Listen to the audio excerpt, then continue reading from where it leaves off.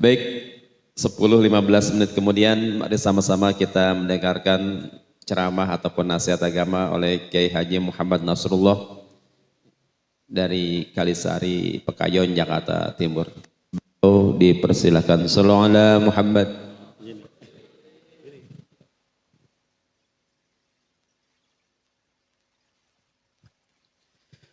Assalamualaikum warahmatullahi wabarakatuh. Alhamdulillah wa syukru ala ni'matillah, amma ba'du. Qala Allah Ta'ala fil Qur'anil Karim, bismillahirrahmanirrahim.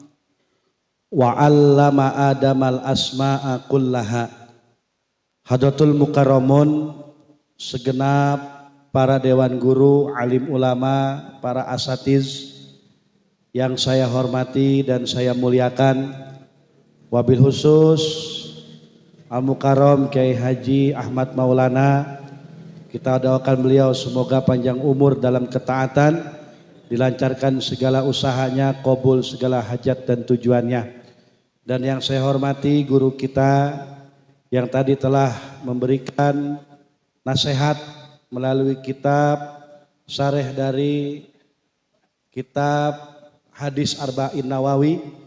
Mudah-mudahan apa yang beliau sampaikan menjadi ilmu yang bermanfaat untuk kita semua. Dan yang saya hormati juga Ustadz Muhtadin dan kepada seluruh jamaah yang hadir pada kesempatan ini, yang lagi pada nulis nama berharap dapat doorpress. Mudah-mudahan berkah dari majlis taklim saya yang dapat. Amin ya rabbal alamin. Karena saya yang paling jauh yang hadir juga. Ya. Insya Allah. Gimana qadarullah aja dah, nanti siapa yang dapat berarti dia emang yang udah ditetapin sama Allah biar dapat. Tapi ngajinya biar tambah semangat lagi. Amin ya rabbal alamin. Hadirin rahimakumullah.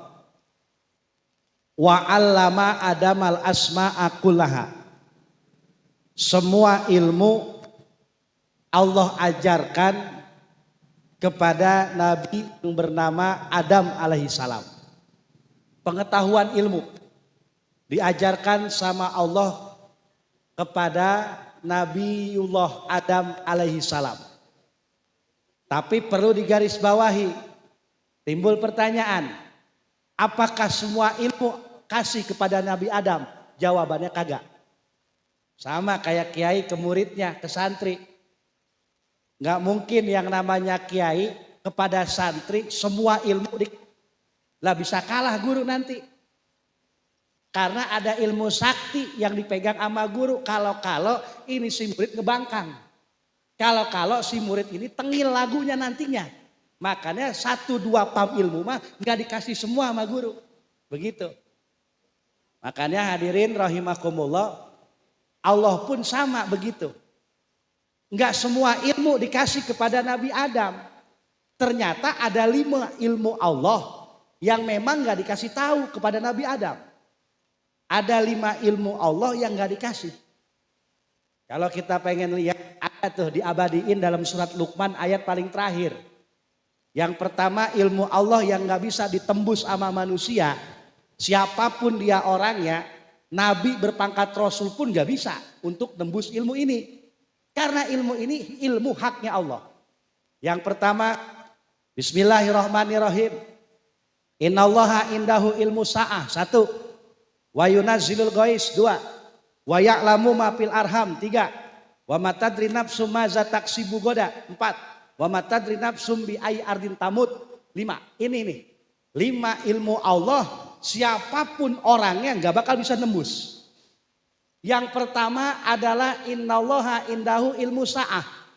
Tentang kapan datangnya hari kiamat. Enggak ada yang nyaho. Enggak ada yang tahu siapapun orangnya. Sampai Nabi juga ditanya tuh mata sa'ah. Kapan datang hari kiamat ya Rasul? Apa jawab Nabi? Hal qad ista'ata fiha. Hei kamu yang nanya, kalau misalnya nanti tiba-tiba mendadak ini kiamat datang, kira-kira kamu udah siap apa belum? Cuman sebatas itu doangan, Nabi bisa kasih tahu jawaban. Tapi memang ada riwayat yang lain mengatakan ketika ada yang bertanya, kapan datangnya ya Rasul? Kapan datangnya? Nabi hanya mampu menjawab, ataha fi sayyidil ayyami. Kiamat nanti itu pada penghulunya hari, yakni hari Jumat. Melalui hadis Imam At-Tirmizi dijelaskan, seluruh binatang yang ada di alam dunia ini, yang melata di alam dunia ini semuanya ketakutan. Kalau datang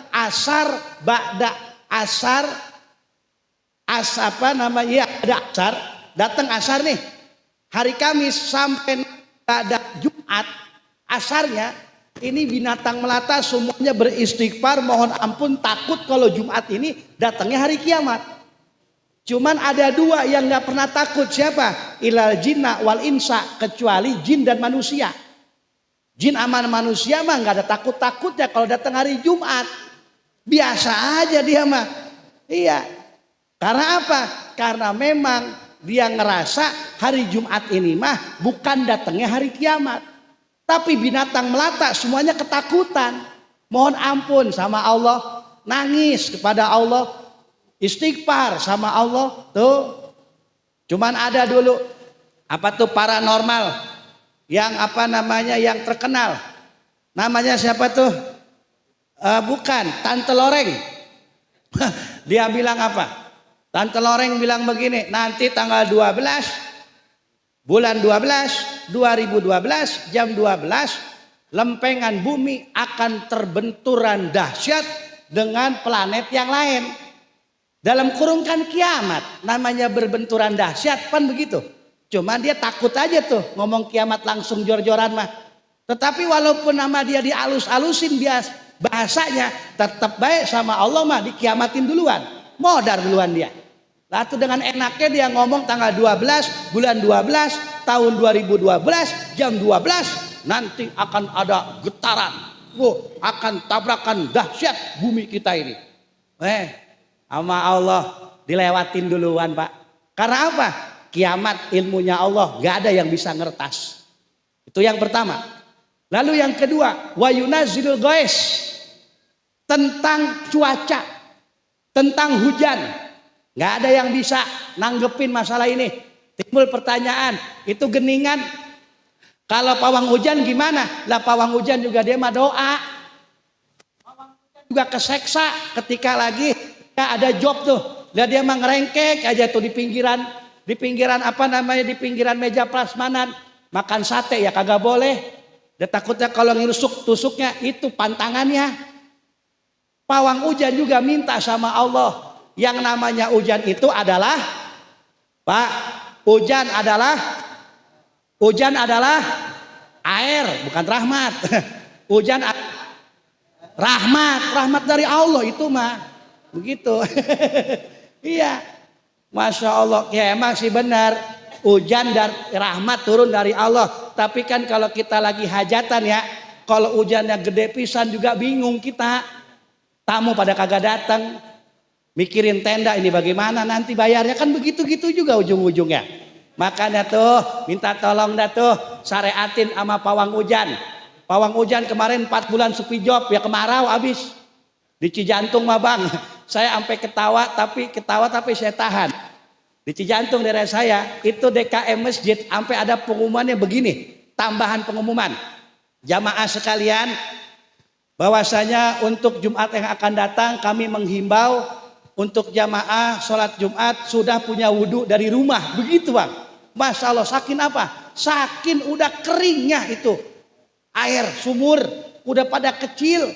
Tapi alhamdulillah ya Allah dikasih hujan sama Allah Subhanahu wa ta'ala. Terkadang kan kita suka dibikin heran tuh Bang ya. Kita berangkat dari sini, begitu udah sampai aja ke mana tuh, ke Pondok Ranggon, tahu-tahu kagak hujan. Atau kampung sebelah hujan, di kita kering. Kita bilang adalah hujan lokal. Padahal itu mah ilmunya Allah. Di sini mah kenceng, di sono mah kagak. Terkadang kelihatan batas hujan sama kita, di sini mah kagak hujan. Emang itu maunya Allah kayak begitu. Dari dulu sampai gini hari kita ngedengernya di berita. Coba lihat kalimatnya apa? Perkiraan cuaca, bener gak? bukan kepastian cuaca. Kenapa? Kalau yang namanya perkiraan cuaca di ilmu fikih itu sifatnya waham. Kalau waham itu 40 sampai 0%. Makanya nggak bisa jadi standaran kepastian. Makanya dihilangin langsung namanya perkiraan cuaca, bisa jadi bisa kagak, bisa iya bisa gagal. Kayak begitu. Ya, karena ini adalah ilmunya Allah Subhanahu wa ta'ala tentang turunnya cuaca. Kalau Bapak pengen ngikutin cara saya gampang. Kalau musim hujan pengen bikin acara sebenarnya gampang. Ambil kodok Cina sama benang jahit. Iketin tuh kaki depan kanan ke belakang kirinya, kaki depan kiri iketin ke belakang kanannya, iketin, taruh iket yang kencang di ventilasi. Walaupun gelap insya Allah nggak bakal turun. Apanya? Ya kodoknya, ya pugu diiketnya kencang banget. Sampai kering mati tuh kodok nggak bakal turun. Hujannya gimana Ustadz? Kelebu tetap. Nggak ada yang paham tentang cuaca. Lalu yang ketiga, wa ya'lamu ma fil arham, tentang apa yang ada dalam kandungan perut seorang ibu. Dari dulu sampai sekarang nggak ada dokter manapun, ibu nanti lahir jam segini, detik segini, menitnya ini, harinya ini, pagi, sore atau siang, nggak ada yang bisa mastiin hal itu. Karena itu adalah ilmunya Allah Subhanahu wa ta'ala. Kejadian Pak, sebelum ayat ini saya pernah belajar sama guru, saya belum tahu tentang hal ini. Mama ajengan Tatang Sukrilah Al-Hikam di daerah Jampang Surade dekat Pengkolan Cikalong. Anaknya 4 wanita semua, perempuan semua, wadon semuanya. Begitu anak kelima di USG di rumah sakit Bunut Sukabumi. Begitu di USG 2 kali, apa yang terjadi? Anaknya laki-laki, masya Allah, senengnya luar biasa. Mama ajengan Tatang Sukrilah. Karena apa? Anak kelima laki-laki di USG-nya. Artinya penerus kuatnya datang nih, ada. Alhamdulillah, anaknya 4-4-nya perempuan. Tetapi qadarullah apa yang terjadi Pak? Begitu hari H melahirkan perempuan lagi yang keluar. Mama ajengan Tatang Sukrilah langsung sujud syukur, mohon ampun kepada Allah Subhanahu wa ta'ala. USG padahal tuh 2 kali anaknya kata si dokter ini nanti keluarnya laki-laki. Tapi yang terjadi apalah daya, nggak taunya keluarnya perempuan lagi, bahaya aja. Wa ya'lamu ma fil arham, tentang apa yang ada dalam kandungan perut seorang ibu hanya Allah yang mengetahui. Nah itu bagaimana Maraji? Ya Maraji juga karena dia mah berawal dari pengalaman. Berawal dari pengalaman, tukang ngurutin bayi, yang nyungsang diurutin. Kelihatan tuh bentuk perut. Bentuk perutnya nonjongnya bagus banget ke depan. Laki keluarnya. Wah ini mah Neng, perut lo bleber, ini mah gedenya ke kiri sama ke kanan. Perempuan. Kenapa bisa nebaknya bisa pasti? Karena belajar dari pengalaman. Untung kelamin manusia cuma 2, coba ada 10. Lah bingung Maraji juga. Apa yang keluar ini ya? Begitu. Wa ya'lamu ma fil arham. Gak ada yang paham apa yang dalam kandungan perut seorang ibu. Yang keempat, wa matadri nafsu maza taksibu goda. Apa yang terjadi besok sama diri kita nggak paham kita Bang. Ya, jangankan besok kejauhan. Kita pulang sendal ketuker apa enggak kita nggak paham.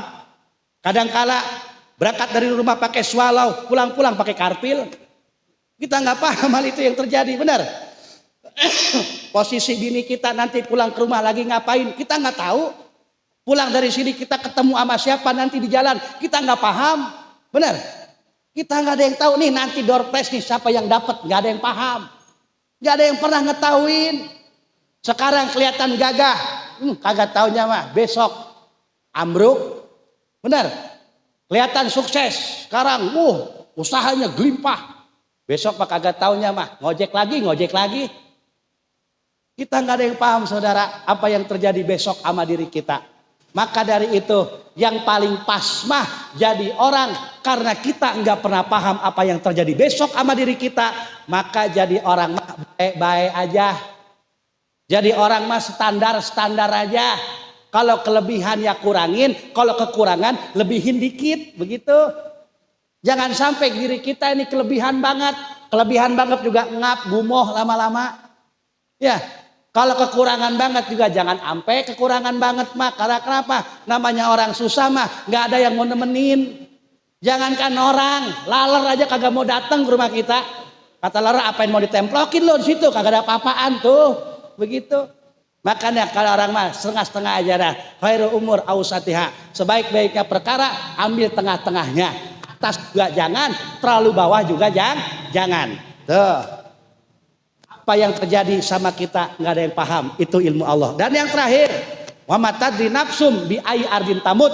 Kita nggak ada yang tahu, hadirin rahimakumullah, di mana, hari apa, jam berapa kita akan menemukan kematian kita masing-masing. Ya, tahu-tahu diumumin di masjid apa nih? Masjid Al-Huda. Innalillahi wa inna ilaihi raji'un. Telah pulang ke rahmatullah Fulan bin Fulan. Ya Allah, baru aja semalam taklim malam Rabu sama Ustadz Haji Muhammad Fikri sebelah gua, padahal sampai dia minta rokok gua katanya begitu. Tahu-taunya udah mati nih orang. Udah meninggal. Emang kenapa dia gitu kok bisa mati mendadak? Gara-garanya kunaon? Kenapa? Naik ayunan. Ilok naik ayunan jatuh. Lu memakai ilok, lihat tuh tangga ayunannya di atas tower katanya begitu. Di atas tower 60 meter ya jatuh ngegubrak modal. Ya, karena orang meninggal itu kita nggak ada yang tahu.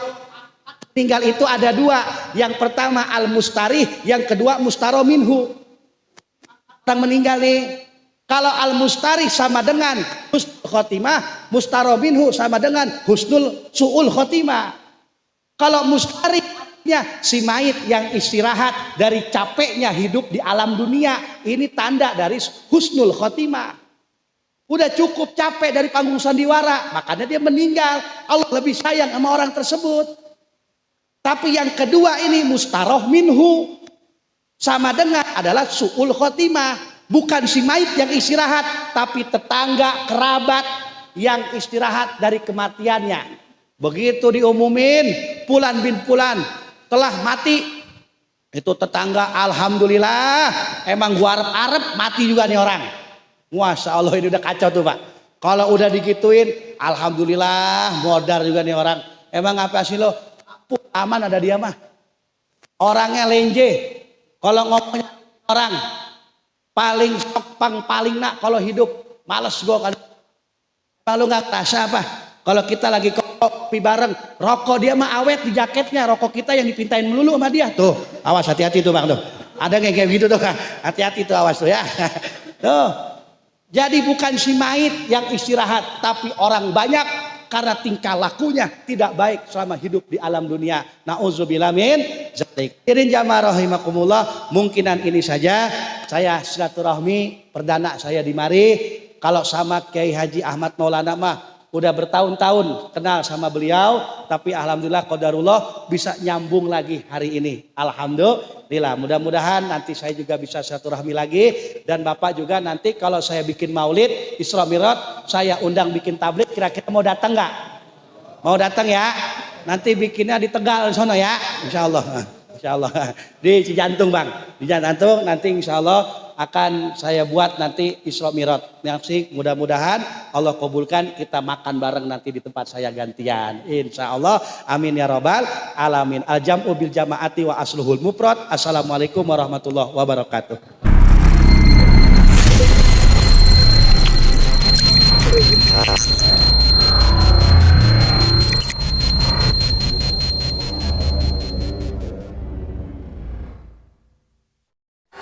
Dengan siaran langsung YouTube channel live streaming Fadlan Sel. Jadi setelah acara nanti bisa ditonton kembali, dilihat kembali di YouTube channel Fadlan Sel, dan jangan lupa untuk like, komen, subscribe untuk membantu siar dakwah agama Allah Subhanahu wa taala.